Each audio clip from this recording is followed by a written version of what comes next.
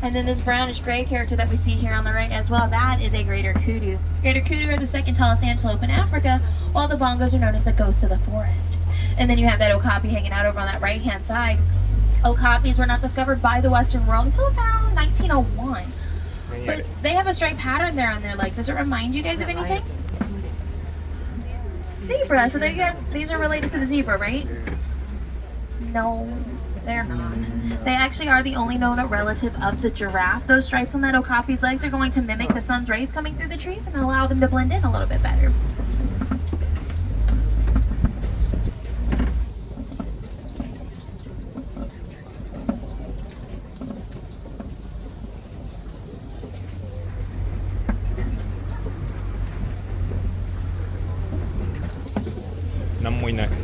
Sai.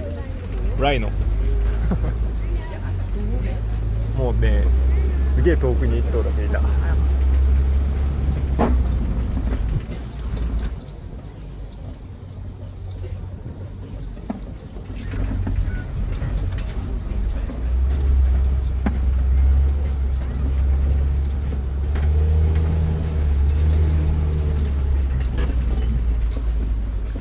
Okay, guys, we're going to go ahead and leave the forest and start making our way on over here to the Safi River.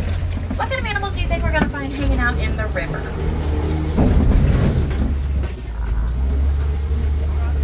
Crocodiles and? Alligators. Crocodiles? I wanted one of these for Christmas and I did not get one. Okay, I was thinking more of a hippo, not a VeggieTales song. Hippos are one of the more dangerous animals here in Africa, though, guys. They're going to average about 85 pounds at birth. Fully grown, though, male can weigh up to 5,500 pounds, so comparatively, that baby really doesn't weigh that much.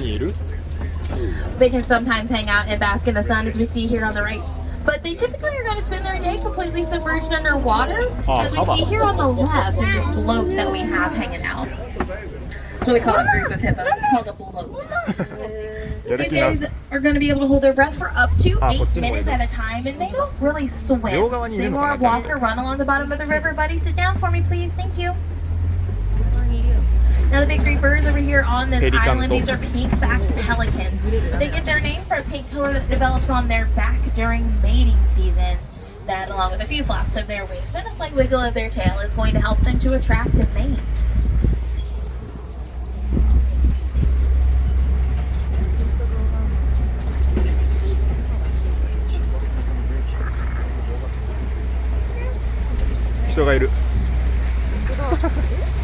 Laying over here on this riverbank, though, we found the Nile crocodiles.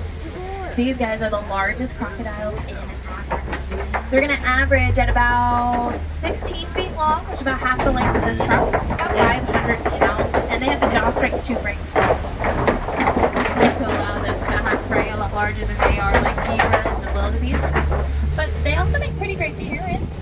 Both mom and dad croc are going to take their eggs and place them into their mouth and gently roll them around to encourage their babies to hatch. But we're going to go ahead and leave that forest and leave that river behind and start making our way over here to one of my favorite areas here on the reserve. Who would like to see the savannah? 2 people. Is everybody else okay? Are we awake? Do we need coffee? I mean, I don't have any to offer, but I just figured I'd ask. We're going to head over here into the savannah anyway, though. It's going to be home to some of those more famous animals that you've probably heard of a few times in your lifetime. Like giraffes, elephants, lions. They like to wander around in here. The savannah also plays host to a number of different types of migratory animals. And due to different migratory patterns and different sleeping patterns, we don't really know what we're going to find out here.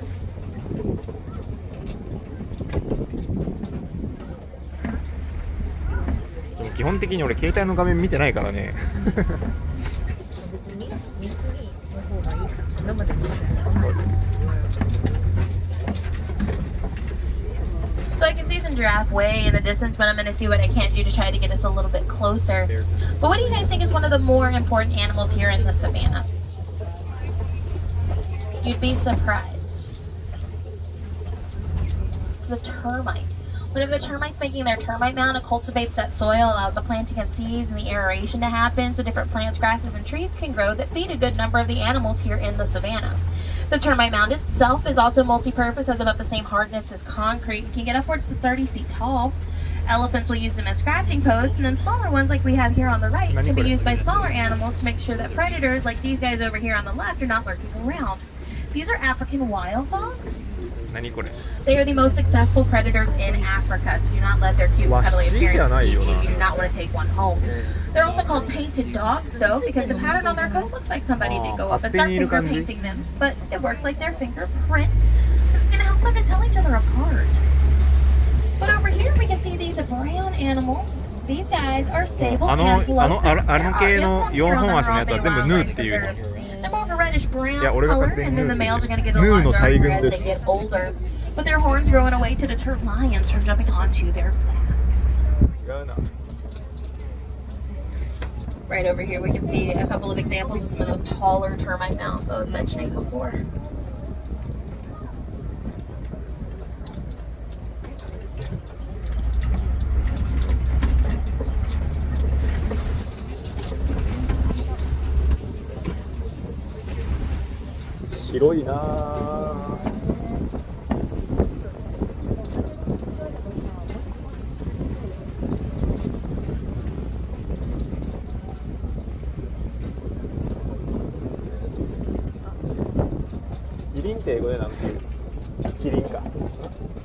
So right over here we can see this group of Maasai giraffes. Does anybody know what a group of giraffes is called?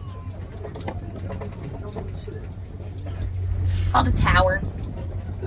It makes sense. They're all like 18 to 20 feet tall on average. But I know that they are Maasai giraffe because the pattern on their coat's kind of messy and it's brown. It's going to help to distinguish them from the other 8 subspecies of giraffes. But these guys are going to spend about 16 to 20 hours of their day grazing, which doesn't leave them a whole lot of time to do much else. So they're only going to get about 30 minutes of sleep every day, which is about all the sleep I feel I get every day. If you look right over here, walking around in those tall grasses, you can see that Hartman's mountain zebra hanging out. If you look really carefully at that nuzzle is black. That's going to tell you that that zebra is black with white stripes. The small tan and white little guys we see are springbok. They get their name for the ability they have to leap or to spring 6 feet straight up into the air. The gray characters are white-bearded wildebeest and migratory animals. And the guys with the big old horns, that's an Ankole cattle. They're also called Watusi cattle after the peoples who have domesticated a few of these guys.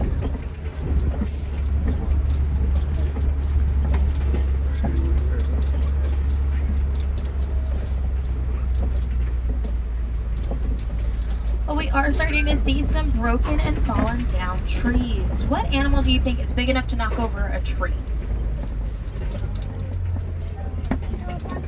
Elephants. So we're gonna head over here to elephant country and we're gonna go see if they've done any more redecorating. Do we like elephants? Yeah. Okay.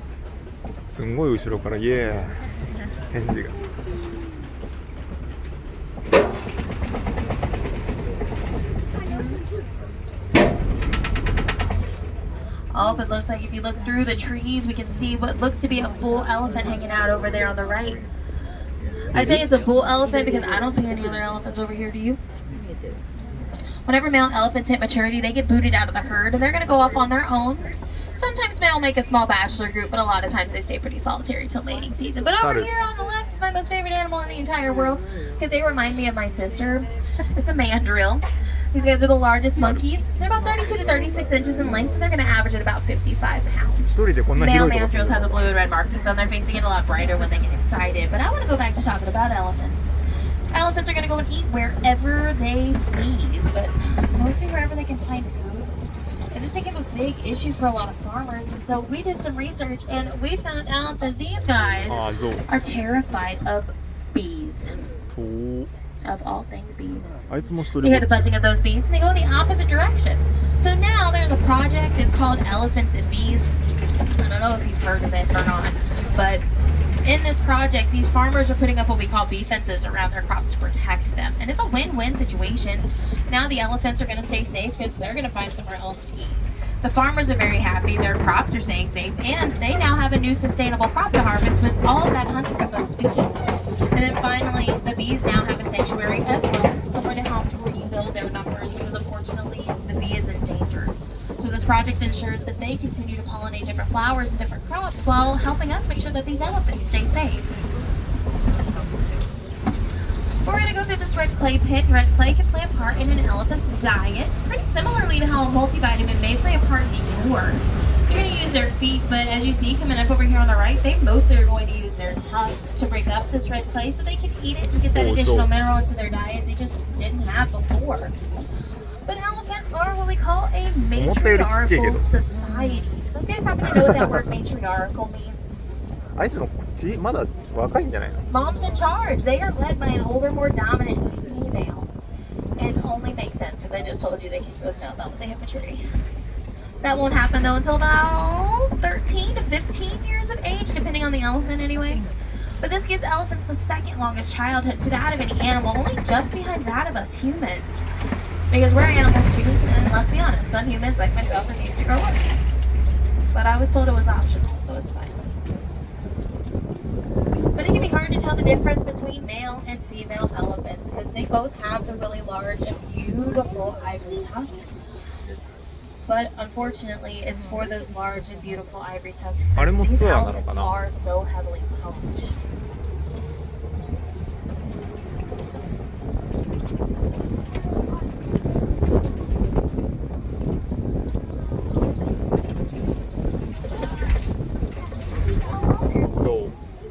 So a very common misconception about elephants is they drink water through their trunk. Their trunk is their nose.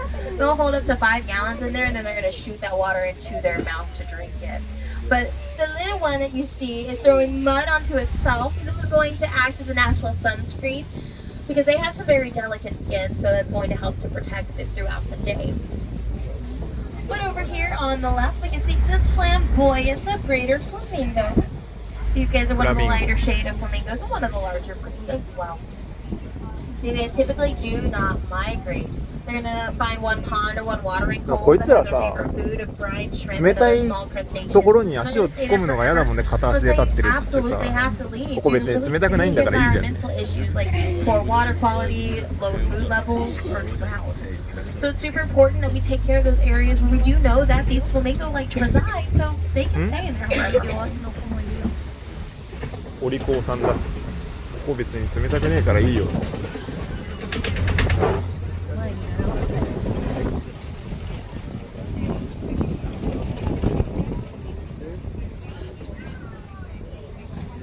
It does appear we found the mud wallows. The mud wallows are where rhinos like to hang out. These are white rhinos. Rhino. Are they white? They're not white. They're still gray, like other rhinos are. They get their name from a mispronunciation of the Afrikaans word "vite." Vite means wide. They have a really wide mouth, and it helps them to graze along the savannah. But these guys also are being heavily poached for their horns because poachers think that rhino horns have medicinal properties to them that they actually do not have. The only property that they do have is they're made of a protein called keratin. Do y'all know of anything else made out of keratin? Your hair and your fingernails. Those are also made out of keratin. So it's kind of sad they're being so heavily poached for something that we as humans already have. Right. But there's a cheetah hanging out right over here. There's a couple of them. It's hard to see, but they're back towards that tree line. Cheetahs are one of the fastest land animals, and they can run at about 65 miles an hour, getting up to that speed of 60 miles an hour within 3 seconds.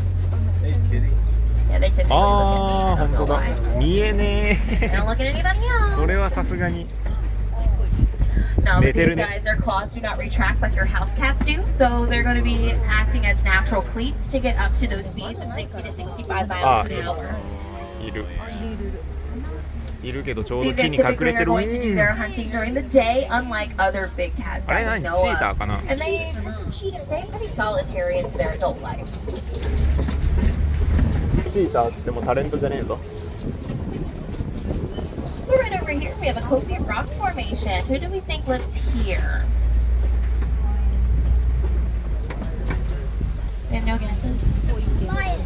Lions. Lions love Kofi rocks. They're going to use them to bask in the sun or to have a better vantage point at the savannah for whenever they're hunting their prey.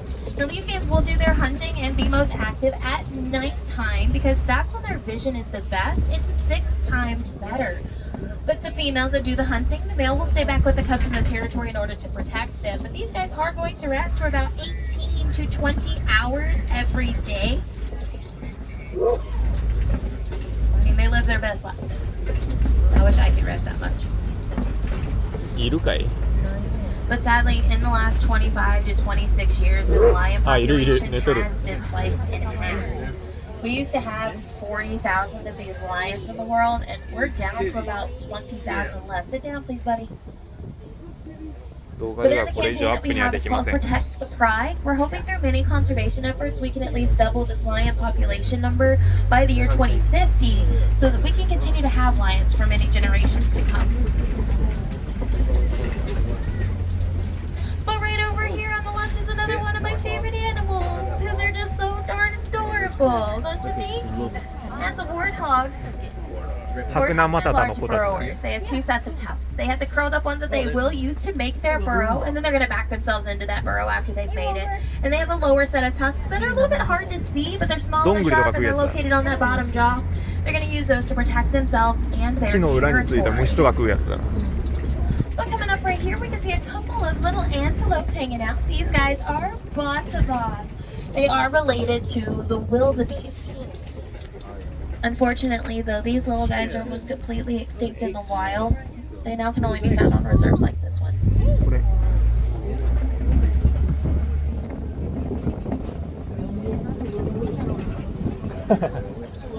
てかそんなてかさ、そんな1分に1台ぐらいのペースで。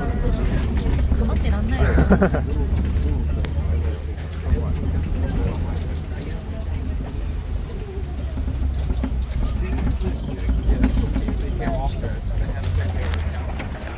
ガチャンガチャンガチャンガチャン。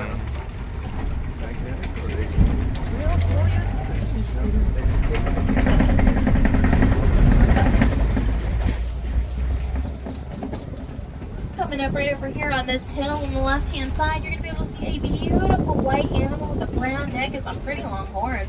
This is a scimitar horned oryx. These guys are a desert antelope, and they get their name because their horns are shaped pretty similarly to a Middle Eastern sword, a scimitar. These guys have the ability to go up to 9 months without drinking any water. But that's okay, because he's not going to start to sweat until his internal body temperature reaches over 115 degrees. But 9 months is still a long time to go without water, and I don't know any other animal that can go that long. So the scimitar horned oryx is another reminder to take care of those fresh waterways and drinkable water sources that we have, so that we and other animals have fresh water to drink. But sadly, it does look like we're coming to the end of our time together here on the Harambe Wildlife Reserve. If you did not get your fill of African animals, please head on over to the Gorilla Falls Exploration Trail. It's going to be an at-your-own-pace walking trail where you can see some naked mole rats, some lowland gorillas, and some seals. A wonderful way that you guys can help to conserve animals in your own backyard is by doing what I call a refuel station for pollinators such as hummingbirds and bees. Take 2 parts water to 1 part sugar, put that in a bowl, put it somewhere in your backyard or in a garden if you have one. It's going to help to hydrate and refuel these guys so that they continue to pollinate different flowers and different crops. Because without crops, we don't have food, and without food, we as humans cease to exist. So we need to help these little guys out the best way that we can. As we make our way here back into the village of Harambe, go ahead and take a look around your feet and in your seat. Make sure that you have all of your personal belongings with you. It's a very long walk back here to Africa, and I'm not sure where your adventures may take you next. If I have any wilderness explorers on board, you've been riding on the Simba 1. But here in Harambe, we do not like to say goodbye. It's far too sad and it's far too final. So instead, we will say Kwaherini. Kwaherini is a Swahili term.